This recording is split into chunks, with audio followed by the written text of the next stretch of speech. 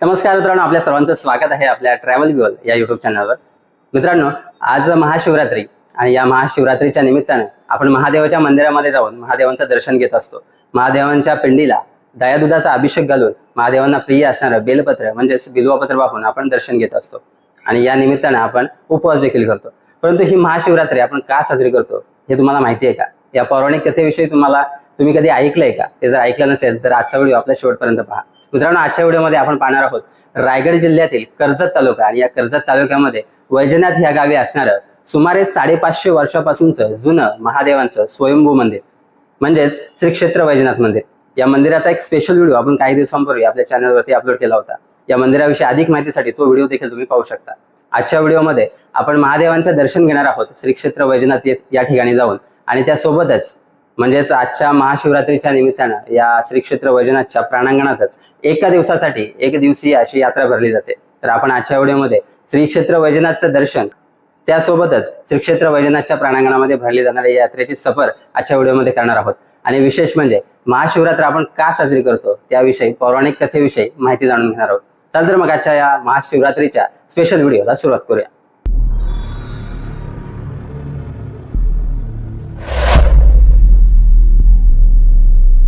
मंडळी, आपल्या या वैजनाथ गावाला पेशवे काळाचा अनोखा इतिहास लाभलेला दिसून येतो। पेशवे काळात पेशव्यांचे एक सरदार नारोपंत चक्रदेव यांना बक्षीस म्हणून हे कर्जत तालुक्यातील वैजनाथ हे गाव देण्यात आले होते। या वैजनाथ गावची रचना अंडाकृती असून या गावाला पेज नदीचा विळखा असलेला दिसून येतो। श्री क्षेत्र वैजनाथ म्हणजेच महादेवाचं मंदिर देखील याच पेज नदीच्या किनाऱ्यावर वसलेलं आपल्याला दिसून येतं। याच मंदिरात जाऊन आपण दर्शन घेऊन आणि आजच्या दिवसाच्या महाशिवरात्रीच्या दिवशी भरलेली एक दिवसीय यात्रेची सफर देखील अनुभवणार आहोत।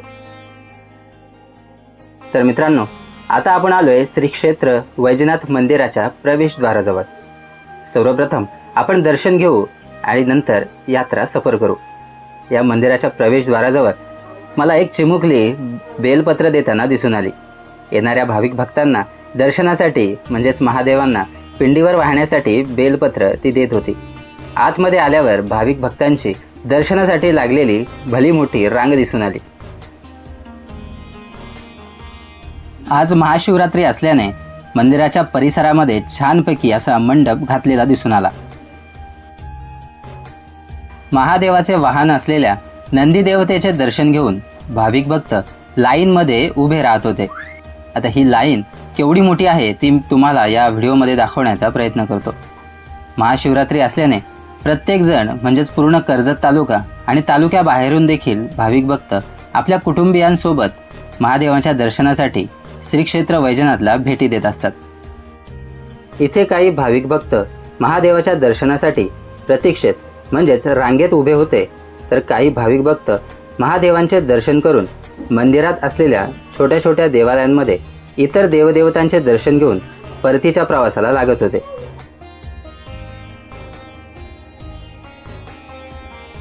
मंदिराच्या मुख्य सभा मंडपामध्ये आल्यावर टांगलेली एक पितळेची भली मोठी घंटा दिसून येते।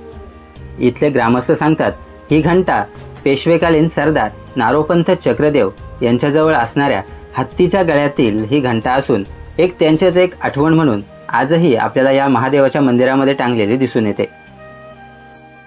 भाविकांची श्रद्धा पाहता मुख्य गाभाऱ्यात कुठल्याही प्रकारची गर्दी गोंधळ होऊ नये म्हणून ज्या भाविकांना आजच्या दिवशी महादेवाच्या पिंडीवर अभिषेक घालायचा असतो त्यांच्या अभिषेकाची सोय आजच्या दिवशी बाहेरच्या गाभाऱ्यात केलेली दिसून येते। याच बाहेरच्या गाभाऱ्यात अजून एक नंदीदेवतेची मूर्ती असून समोरच कासव देवता देखील आहे। या दोघांचे दर्शन घेऊन आपण जातोय महादेवांच्या दर्शनासाठी मुख्य गाभाऱ्याकडे। या मंदिराचा मुख्य गाभाऱ्यात संगमरवरी मार्बलचा वापर केलेला दिसून येतो। या मुख्य गाभाऱ्यात प्रवेश करताच मन अगदी शांत होते। महादेवांच्या पिंडीवर दुधाचा सतत अभिषेक असून या पिंडीवरती पितळेचं एक छत्र सुद्धा आहे।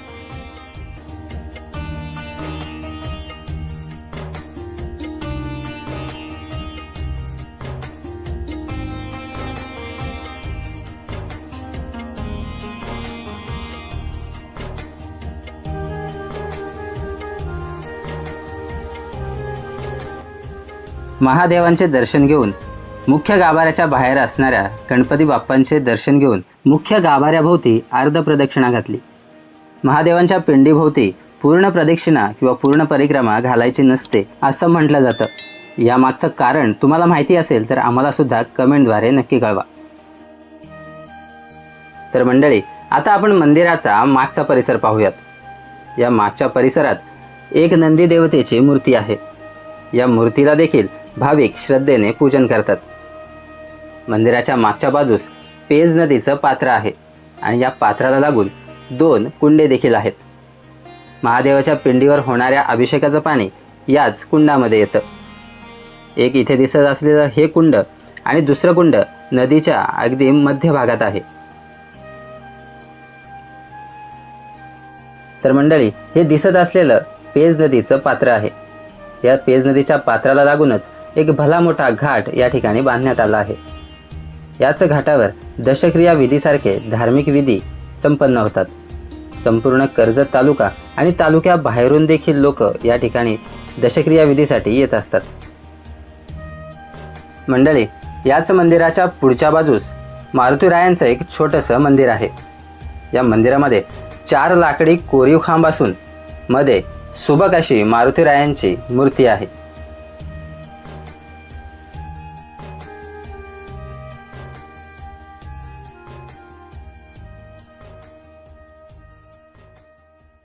तर मित्रांनो, आता श्री क्षेत्र वैजनाथ म्हणजे महादेवाचं दर्शन झालं आणि याच प्रांगणामध्ये भरणारी ही यात्रा आता आपण बघतोय. इथे यात्रेकरू आलेले आहेत. झालं दर्शन दादा? हो, दर्शन झालं, चांगलं झालं. मस्त निवांत. हो. चालेल, चला बाय. तर ही यात्रा आता आपण सफर करतो मित्रांनो. इथे यात्रेकरू यात्रेसाठी आलेले आहेत, काही दर्शनासाठी आलेले आहेत. पाहू, झाली का खरेदी? झाली का? झाली जत्रा? एक फुगा गेला. अच्छा, चला. इथे पाहू शकता मित्रांनो, लिंबू सरबत काका बनवत आहेत आणि इथे खेळण्यांची दुकाने आहेत. या साईडला पाहू शकताय लहान मुलं एन्जॉय करतायत. डेलीचे काही कपडे वगैरे आहेत महिलांचे. इकडे चायनीज आयटम आहे, मंचुरियन वगैरे, साबुदाणे वडे आहेत. इकडे आमचा सगळा मित्र परिवार आलेला आहे. झालं का दर्शन? तर आता आपण जातोय असे पुढे. खास करून या यात्रेमध्ये मित्रांनो तुम्हाला कलिंगड, खजूर, गुडदाणी म्हणजे उपवासाचे जे पदार्थ आहेत, लिंबू सरबत वगैरे, हे सगळं पाहायला मिळतात. मामा काय बोलतोय? बरं आहे ना? इथे पाहू शकता राजगिरा, लाडू, चिक्की वगैरे आहे. इकडे मामांचं कलिंगडाचं दुकान आहे. नमस्कार काका.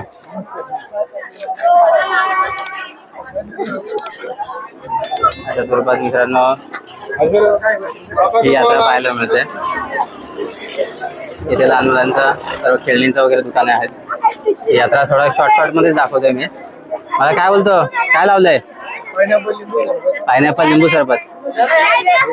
इथे एक काका, तुम्हाला आता एक काका परिचयाचे झाले असतील. प्रत्येक यात्रेमध्ये आपल्याला एक काका दिसतात. लिंबू सरबत आणि पायनॅपलची गाडी लावतात. नमस्कार काका, बरे ना? मस्त. ट्रॅव्हल बिवल. हा, त्याच्या स्वरूपात मित्रांनो काही यात्रेकरू इथे दर्शन घेऊन येत आहेत, तर काही दर्शनासाठी चाललेत. बाकीच्या यात्रेमध्ये जी दुकाने मिळतात ना, तशी दुकाने या यात्रेमध्ये पाहायला मिळतात, फक्त थोडी छोट्या स्वरूपात असतात. ह्या लहान मुलांची इच्छा होती यात ब्लॉग मध्ये आलं पाहिजे. हा, चला.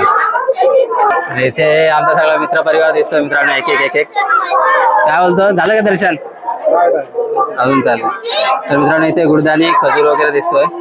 अशा स्वरूपात दुकाने आहेत. जसं तुम्हाला सांगितलं मित्रांनो, जसं कलिंगड, गुडदाणी, खजूर हे स्पेशल इकडे राहतं.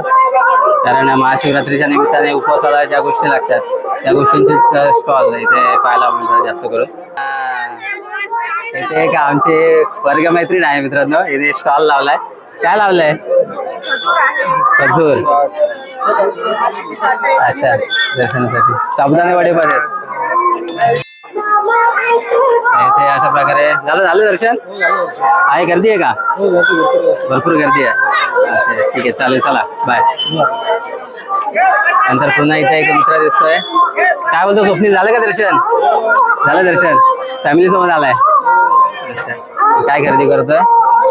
खजूर आणि गुडदाणी.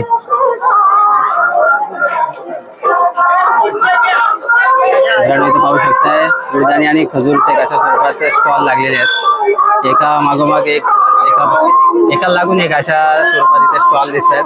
ते मामा आहेत. मामा कसा आहे खजूर? 50 रुपये पाव. आणि गुळदाणी? गुळदाणी सेम 50 रुपये पाव. अच्छा, आता आपण आलोय मंदिराच्या इथे, मंदिराच्या बाहेर. आणि इथे काका आपल्याला आवाज देतात.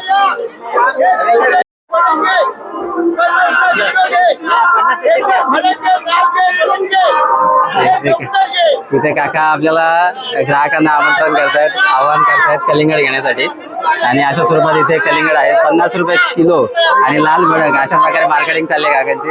अशा स्वरूपात मित्रांनो इथे ही यात्रा पाहायला मिळते आणि यात्रेकरूंचा एक चांगला प्रतिसाद सुद्धा येतोय.